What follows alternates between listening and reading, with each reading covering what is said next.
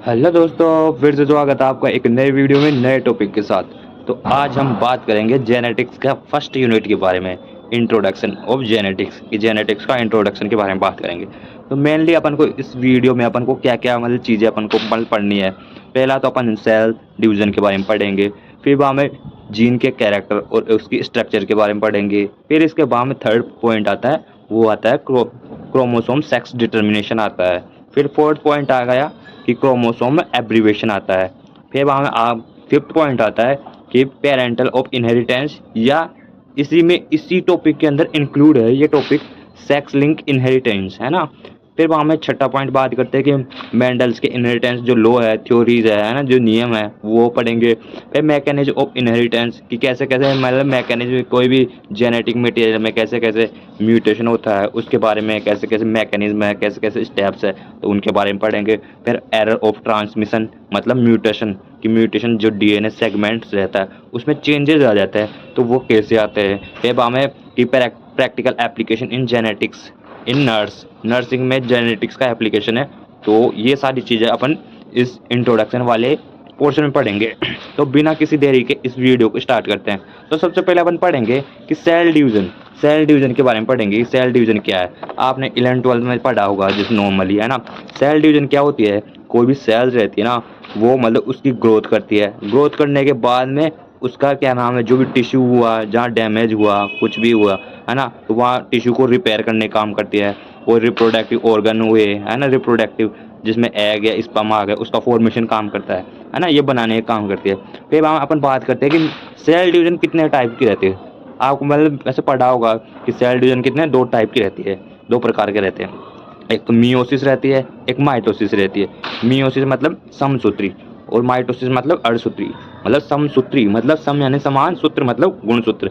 समान जैसे किसी सेल में 2x क्रोमोसोम है तो उसके जो मतलब प्रोजेनी, जो आगे वाली डॉटर सेल रहेगी ना, तो उसमें भी गुणसूत्र 2n ही रहेंगे।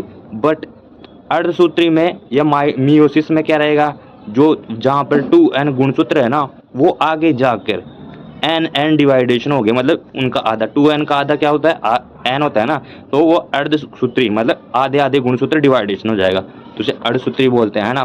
तो सबसे पहले अपन बात करते हैं कि मियोसिस, है ना, समसूत्री।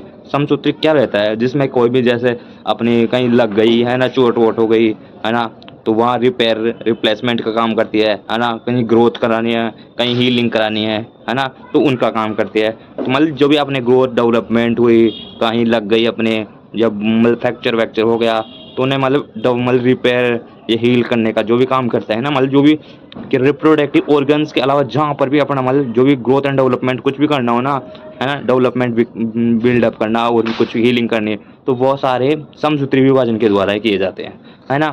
जिसमें क्या नाम है, जैसे सारे मतलब रिप्रोडक्टिव के अलावा जैसे स्किन हुआ, लीवर हुआ, ब्लड हुआ, स्केलेटन हुआ, है ना, हेयर हुए, ब्लड हुआ, जो भी चीज़ है वो सारे। इसका रिजल्ट क्या रहता है कि मियोसिस में क्या रहता है कि एक कोशिका से दो कोशिका में फॉर्मेशन होती है, मतलब एक कोशिका डिवाइडेड करके दो कोशिका का निर्माण करती है।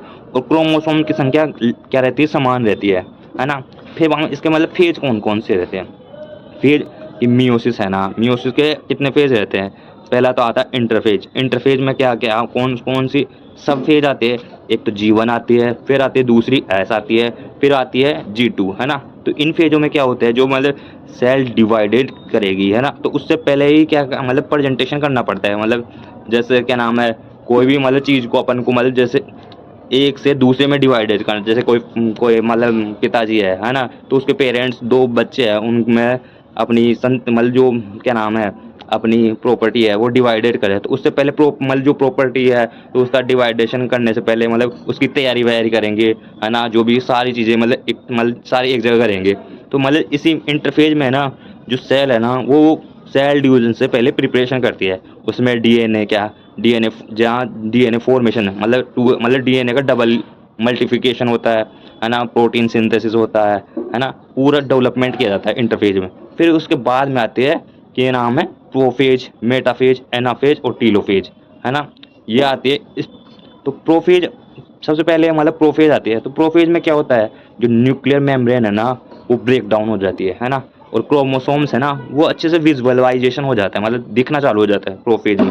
फिर मेटाफेज में वो क्रोमोसोम है ना वो मेटाफेजिक प्लेट फॉर्मेशन करते हैं, मतलब जो भी क्रोमोसोम रहता है ना वो बने फॉर्मेशन हुआ, तो वो जो सेल रहेगी ना उसके बीच में आकर एक प्लेट, मतलब एक सीधी सीधी संकलन संरचना बनाएंगे, मतलब एक सीधी लाइन में क्या हो जाएंगे, खड़े हो जाएंगे। जैसे अपन मतलब क्या नाम छोटे मतलब अपन बच्चे स्कूल में जैसे एक लाइन में सीक्वेंस में खड़े नहीं हो जाते, तो वैसे सारे 37 जो भी वो 36 क्रोमोसोम है वो एक मतलब सीक्वेंस में आके खड़े हो जाएंगे, है ना। फिर वहाँ में क्या नाम है, ये तो मेटाफेज में होगा। फिर इसका वहाँ में आता है एनाफेज। एनाफेज में क्या रहेगा, एनाफेज में जो मतलब एक लाइन में खड़े हुए थे ना क्या नाम क्रोमोसोम, एक मेटाफेजिक प्लेटफॉर्मेशन किया था ना, तो वो आगे आगे जाके है ना वो मतलब बिखर जाएंगे, मतलब आधे आधे आधे इस तरफ चले जाएंगे और आधे इस तरफ, मतलब ऊपर और नीचे डिवाइडेशन हो जाएगा, मतलब क्रोमोसोम है ना वो टूट जाएगा दो भागों में, है ना, ऊपर की तरफ और नीचे की तरफ चला जाएगा, है ना। ये एनाफेज में होगा।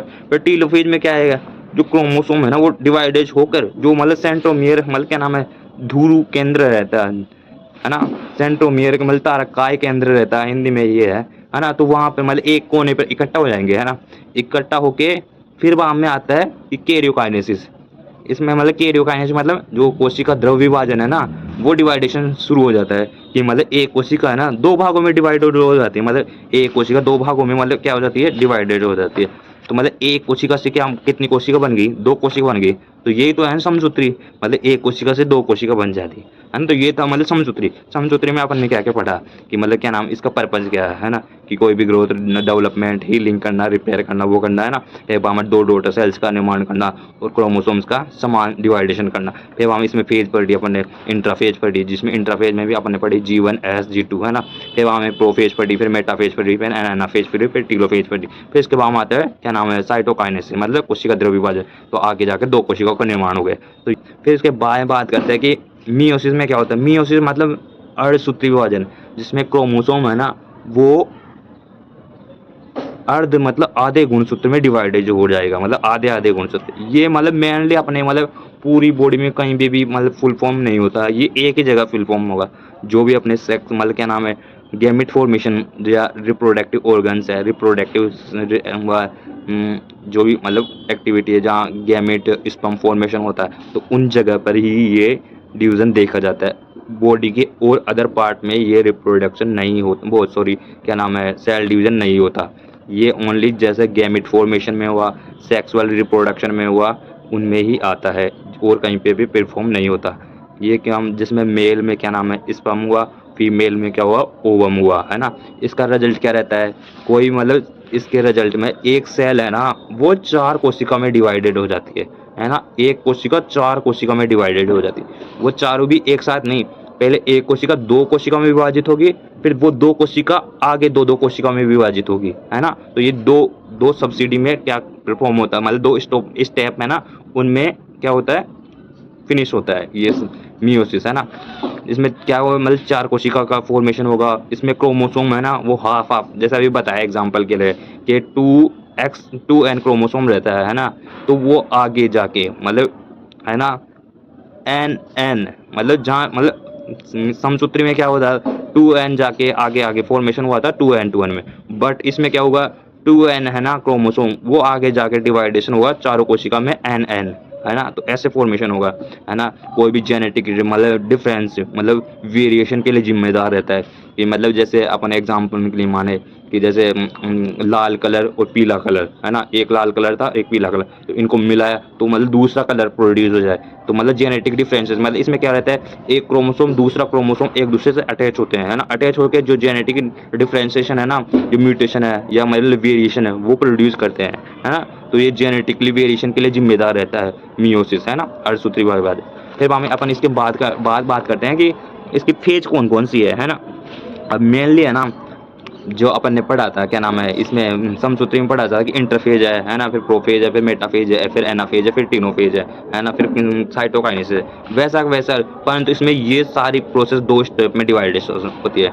जैसे अपन मतलब नाम दे रहे हैं कि मियोसिस फर्स्ट और मियोसिस सेकंड। मियोसिस फर्स्ट में भी सब फेज है ना, जैसे अभी बताया प्रोफेज फर्स्ट, तो प्रोफेज फर्स्ट रहती है। प्रोफेज में भी मतलब पांच मतलब 5 सब मतलब स्टेप है, जिसमें लेप्टोटीन आ गया, जाइगोटीन आ गया, पेकाइटिन आ गया, डिप्लोटीन आ गया, डाइकाइनेसिस है। मतलब याद रखो तो रख लेना, है ना। जिसमें सबसे पहले आता है प्रोफेज फर्स्ट आता है, फिर वहाँ मेटाफेज फर्स्ट आता है, फिर एनाफेज फर्स्ट आता है, फिर टीलोफेज फर्स्ट आता है ना। वही जैसे मतलब समसूत्री में अपन देखा था ना, वही स्टेप है। जिसमें प्रोफेज में क्या रहता है, जो न्यूक्लियर मेम्ब्रेन है वो डैमेज होना चालू हो जाता है, और जो क्रोमोसोम है ना वो विजुअलाइजेशन स्टार्ट हो जाता है। फिर वहाँ मेटाफेज में जो मतलब क्या नाम है, क्रोमोसोमल क्या नाम है, मेटाफेजिक प्लेट फॉर्मेशन होता है। फिर हमें एनाफेज में क्या रहता है, जो मतलब क्या नाम है, जो मेटाफेजिक प्लेट है ना वो डिवाइडेड हो जाती है। फिर टीलोफेज में क्या नाम, वो मतलब जो सेंटर में है ना क्रोमोसोम, वहाँ एक जगह इकट्ठे हो जाते हैं। ये तो मतलब मियोसिस फर्स्ट में होता है। मियोसिस सेकंड में भी मतलब सेम ऐसा कैसा डिट्टो होता है, परंतु परंतु परंतु जो मतलब जहाँ 2x क्रोमोसोम थे ना, वो मतलब मल्टीप्लाई होके जो मियोसिस फर्स्ट में जो सेल्स बने हैं ना, है ना, एक कोशिका 2 कोशिका में डिवाइडेड हुई मियोसिस फर्स्ट में। तो यहाँ क्रोमोसोम कितने हैं, 2n। मतलब यहाँ समसूत्री है, मतलब जो क्रोम डिवाइडेशन हुआ ना वो समसूत्री के बिल्कुल डिट्टो समान है। बट इसके आगे जो मतलब जो ये 2 कोशिका बनी है ना, ये आगे जाके 2 कोशिका और बनाएगी ना, तो इनमें क्रोमोसोम की संख्या क्या हो जाएगी, एन। मतलब जो यहाँ 2n था ना, वो एक क्रोमोसोम एक कोशिका में डिवाइडेड हो जाएगा। तो ऐसे जाके क्या नाम है, एन क्रोमोसोम हो जाएगा। तो मियोसिस सेकंड है ना, वो रियल क्या नाम है, अर्धसूत्री मतलब मियोसिस है। जो मियोसिस सेकंड है ना वो रियल मियोसिस है, उसमें ही गुणसूत्र का आधा आधा विभाजन होता है। जिसमें सबसे पहले क्या नाम है, जय प्रोफेज फर्स्ट, फिर बाद में मेटाफेज वो second, sorry prophase second, metaphase second, anaphase second, telophase second, है ना। इसमें वही क्रोमोसोम विजुअलाइजेशन स्टार्ट होगा। फिर हमें क्या नाम है, फिर हमें जो न्यूक्लियर मेम्ब्रेन डैमेज हो जाएगी, फिर मेटाफेजिक प्लेट फॉर्मेशन होगा, फिर इसके साथ साथ वो डिवाइडेशन हो जाएगा। फिर हमारे क्रोमोसोम एक जगह इकट्ठा हो जाएंगे, वो सेम की सेम प्रावस्था रहेगी, है ना। बट इसमें जो क्रोमोसोम का डिवाइडेशन होगा ना वो आधा आधा होगा। तो ये था मतलब सेल डिवीजन को अच्छे से अपन ने समझ लिया कि क्या कौन कौन से सेल डिवीजन, 2 टाइप के, एक मियोसिस एक माइटोसिस। फिर हमें इसमें सब फेजेस दिए गए, जिसमें प्रोफेज, मेटाफेज, एनाफेज, टीलोफेज, फिर इंटरफेज में G1S G2, है ना। फिर हमें क्या नाम है, इसी तरह से मियोसिस में मियोसिस फर्स्ट, मियोसिस सेकंड, है ना। तो ऐसे दिए गए। तो ये सेल डिवीजन था आपका। फिर इसके बाद में अपन बात करते हैं कि क्या नाम है, जीन क्या रहता है। मतलब very very very interesting point रहता है जीन। मतलब जीन पढ़ेंगे ना बहुत मजा आएगा, है ना।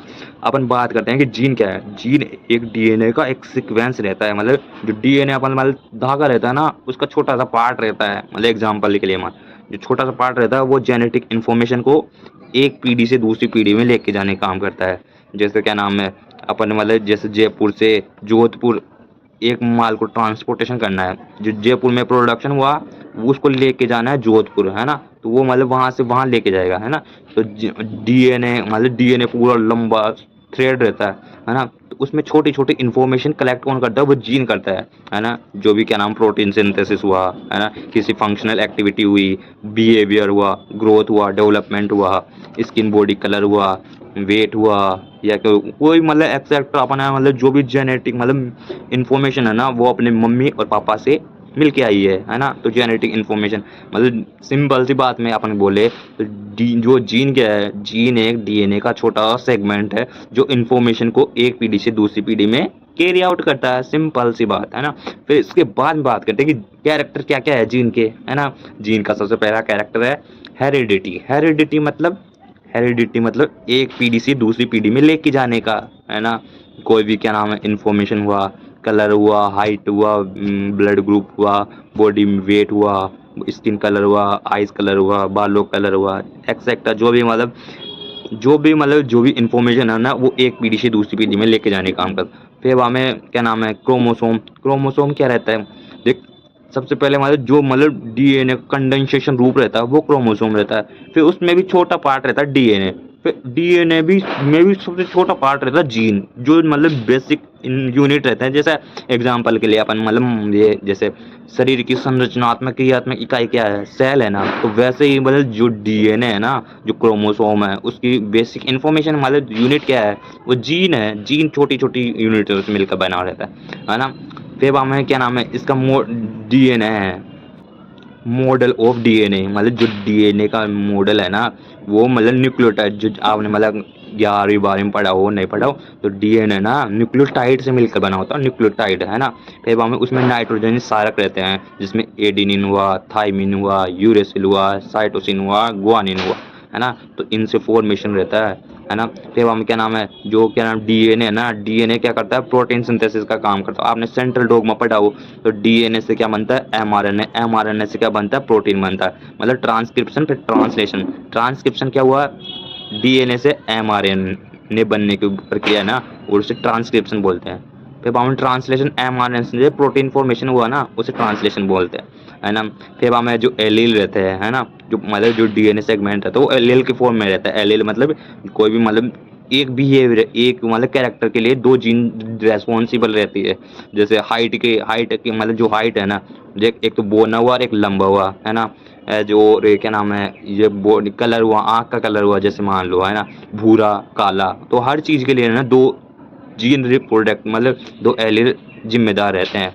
फिर हमें जो डीएनए सेगमेंट रहता है ना, जो जीन रहती है वो परी मतलब कुछ भी केमिकल, बायोलॉजिकल या फिजिकल एक्सपोजर कुछ भी हो सकता है, तो उसकी वजह से डीएनए सेगमेंट में है ना परिवर्तन हो सकता है ना, तो म्यूटेशन हो सकता है। फिर हम स्पेसिफिक पेरेंट्स मतलब जो भी डोमिनेंस रहता है ना, जो एलील रहती है, एलील में मतलब एक डोमिनेंस रहता है और एक ही क्या नाम है, इनडोमिनेंस, मतलब प्रभावी और अप्रभावी रहता है। जैसे अभी मतलब मेंडल के लॉ में पढ़ा होगा आपने कि बोना और क्या नाम है, लंबा, है ना। बोना लंबा में डोमिनेंस कौन था, लंबा वाला डोमिनेंस था, वो प्रभावित था। मतलब जो भी पीढ़ी रहेगा ना उसमें अपना प्रभाव सिम्टम प्रेजेंट करेगा। जो बोना रहेगा ना वो प्रभाव सिम्टम प्रेजेंट नहीं करेगा, है ना? तो मतलब जो डोमिनेंस रहेगा ना वो अपना प्रभाव प्रकट करेगा, है ना। फिर बाद में इसके बाद में यूनिवर्सल कोड है ना, वो अभी बताएं क्या नाम है, सेंट्रल डोग्मा। सेंट्रल डोग्मा में क्या था, डीएनए से क्या बनता है, एमआरएनए, एमआरएनए से क्या बनती है, प्रोटीन बनती है, जिसमें ट्रांसक्रिप्शन ट्रांसलेशन होता है। फिर बाद में क्या नाम है, ये था कि क्या नाम है, जीन के क्या क्या कैरेक्टर है। फिर इसके बाद हम बात करते हैं कि जीन की स्ट्रक्चर क्या है, जीन की स्ट्रक्चर बात करते हैं। जैसे सबसे पहले बात करते हैं कि जीन की स्ट्रक्चर है ना। सबसे पहले आता है प्रमोटर, प्रमोटर रीजन, है ना। प्रमोटर रीजन जैसे आपको समझाऊं, अपने मतलब घर कहीं पे भी अपना मतलब लाइट बंद करने का स्विच ऑन और ऑफ करने का बटन रहता है ना। जैसे अपने स्विच ऑन किया तो जल जाएगा, ऑफ कर दिया तो बंद हो जाएगा, है ना, कोई भी इलेक्ट्रिक डिवाइस। इसी प्रकार से जो हमारे डीएनए रहता है ना, वहाँ मतलब जो प्रोटीन फॉर्मेशन है कब करना है कब नहीं करना, तो उसका स्विच ऑन और ऑफ करने का बटन रहता है ना। तो उसे क्या बोलते हैं, प्रमोटर बोलते हैं। फिर हमें क्या नाम है, दूसरा आता है एक्सोन रहता है। दूसरा पार्ट क्या रहता है, एक्सोन। जो एक्सोन जो डीएनए सेगमेंट रहता है ना, पूरे डीएनए सेगमेंट में पूरा डीएनए का फॉर्मेशन, जो प्रोटीन फॉर्मेशन होता है वो नहीं होता। जो स्पेसिफिक पार्ट रहता है ना, जो जीन रहता है उसी का मतलब प्रोटीन फॉर्मेशन होता है। जैसे मतलब जो कोडिंग पार्ट रहता है ना, कोडिंग जो मतलब डीएनए से प्रोटीन फॉर्मेशन करेगा, है ना, स्पेसिफिक पार्ट, वही क्या रहता है, एक्सोन रहता है ना। वो प्रोटीन फॉर्मेशन काम करता है। और जो मतलब इंट्रोन रहता है ना, नॉन कोडिंग पार्ट, मतलब जो डीएनए से प्रोटीन फॉर्मेशन होता है जिस पार्ट से, तो वो तो रहता है एक्सोन, उसी से है ना प्रोटीन फॉर्मेशन रहता है। जो इसके अलावा जो पार्ट बचा ना, जो मतलब बिना कुछ काम का है, मतलब ऐसे पड़ा है, वो नॉन कोडिंग पार्ट रहता है, उससे प्रोटीन फॉर्मेशन नहीं रहता, नहीं होता, सॉरी, है ना। फिर हमें चौथा आता है स्टार्ट कोडोन। स्टार्ट कोडोन जैसे अपने एग्जाम्पल के लिए माने, कोई भी गाड़ी, कोई भी इलेक्ट मतलब कुछ भी है ना, एक गाड़ी कब स्टार्ट होगी, जब उसमें अपन बाइक जो भी चाबी है ना उसमें डाल के स्टार्ट करेंगे तब ये स्टार्ट होगी। तो इसी प्रकार से है ना, जो डीएनए है ना, डीएनए वो प्रोटीन फॉर्मेशन ऐसे ही नहीं करता, उसके लिए चाबी लगानी पड़ती है। चाबी क्या रहती है, स्टार्ट कोडोन रहता है। स्टार्ट कोडोन जब भी किसी भी डीएनए सेगमेंट में ए यू जी स्टार्ट कोडोन आ जाएगा ना, वहीं से क्या नाम है, प्रोटीन सिंथेसिस चालू हो जाता है। जिस भी डीएनए सेगमेंट में ए यू जी सेगमेंट आ गया ना, वहां से क्या नाम है, फॉर्मेशन, डीएनए फॉर्मेशन है ना, प्रोटीन सिंथेसिस वो चालू हो जाता है। फिर स्टॉप कोडोन, अपन गाड़ी की चाबी को हटा लेंगे तो गाड़ी बंद हो जाएगी ना। तो उसी प्रकार से जो स्टॉप कोडोन रहता है ना, किसी भी जगह, है ना, जहाँ पर यू और यू ए जी मतलब तीन कोडोन है।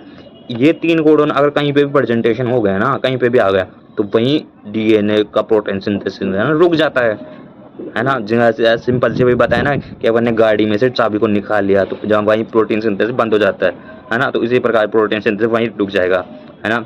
फिर वहाँ में इसके बाद में जो ट्रांसमिशन रीजन रहता है ना, तो ये था मतलब जीन के क्या क्या कैरेक्टर। अपन ने क्या क्या बात किया कि जीन क्या है, फिर जीन के क्या क्या क्या क्या कैरेक्टर है ना, फिर उसकी स्ट्रक्चर क्या क्या है ना। तो ये थे जीन के बारे में।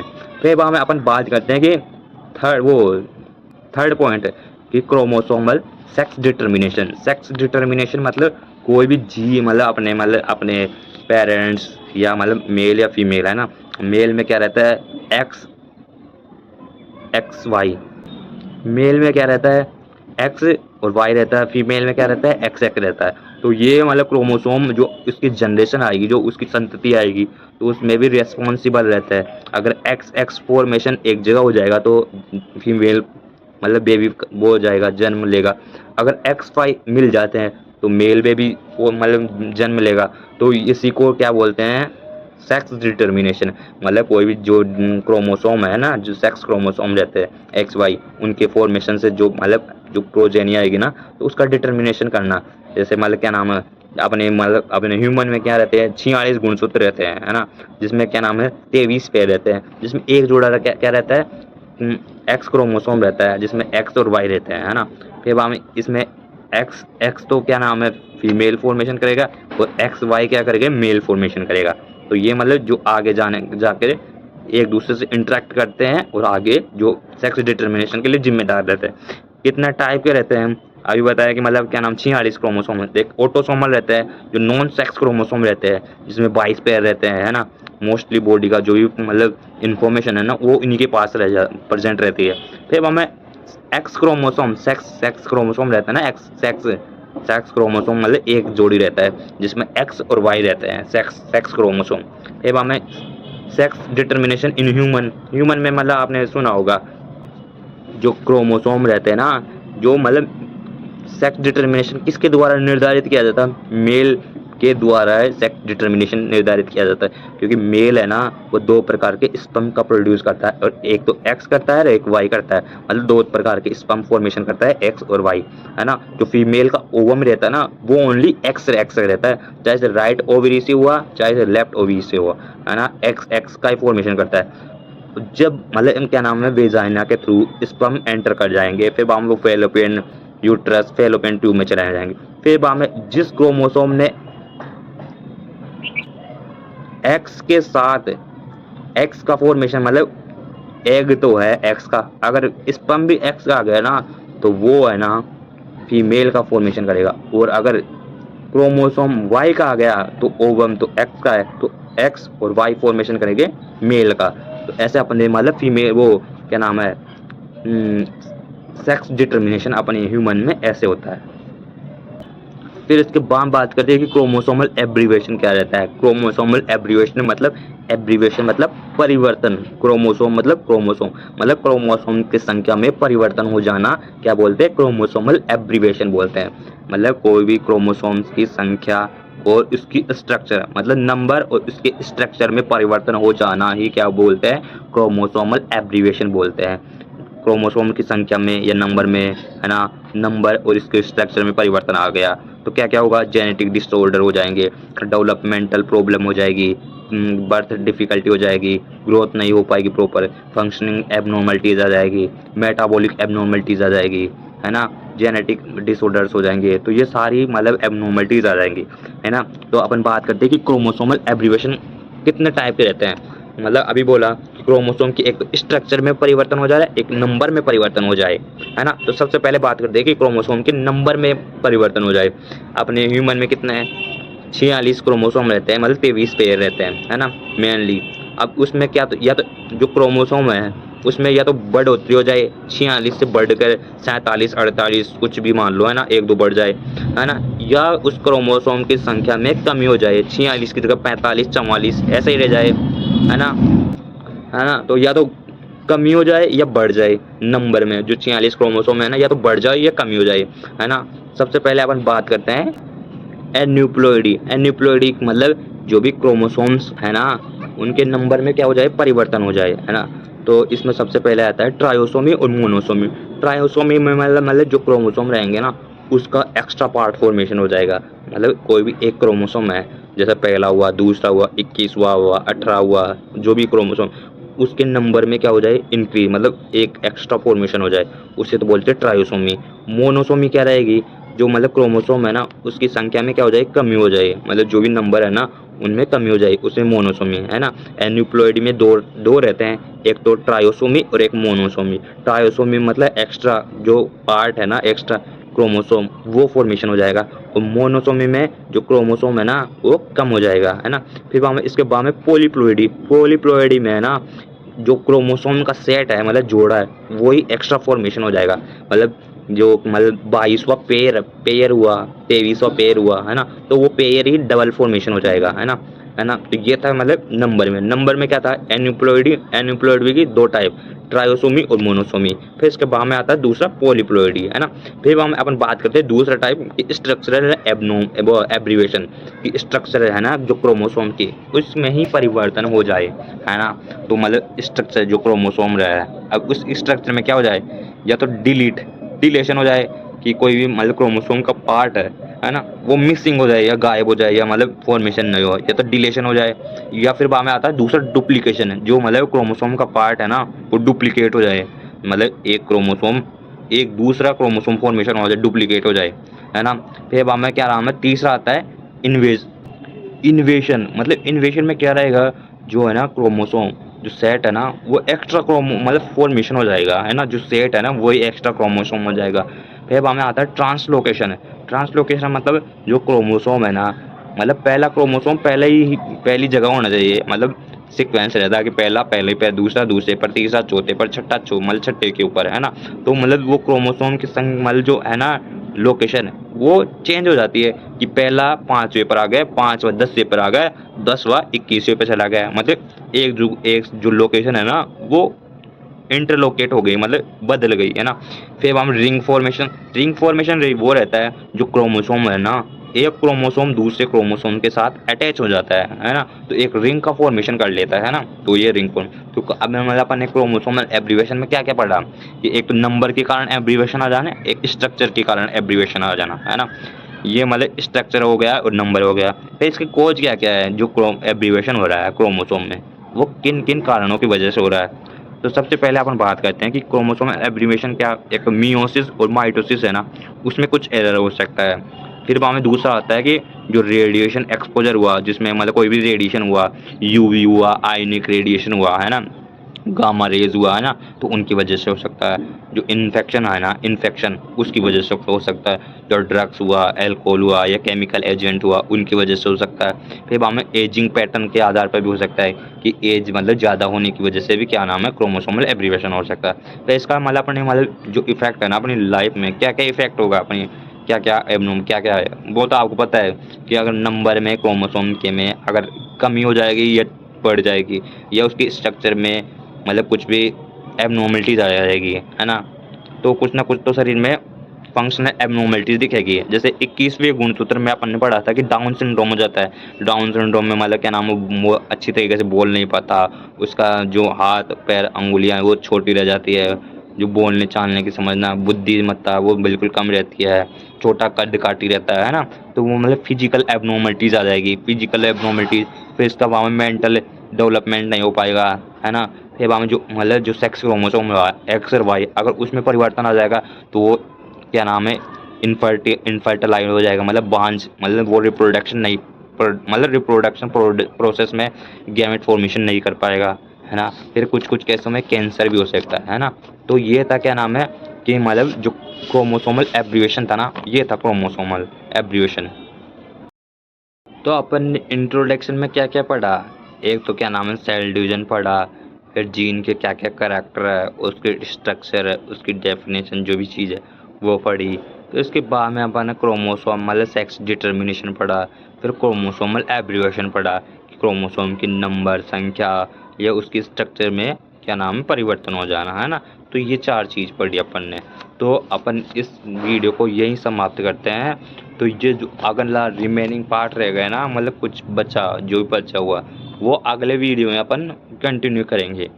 तो ठीक है, अपन इस वीडियो को यहीं समाप्त करते हैं। टेक केयर, बाय बाय, जय हिंद और जय भारत। मिलते हैं अगले वीडियो में।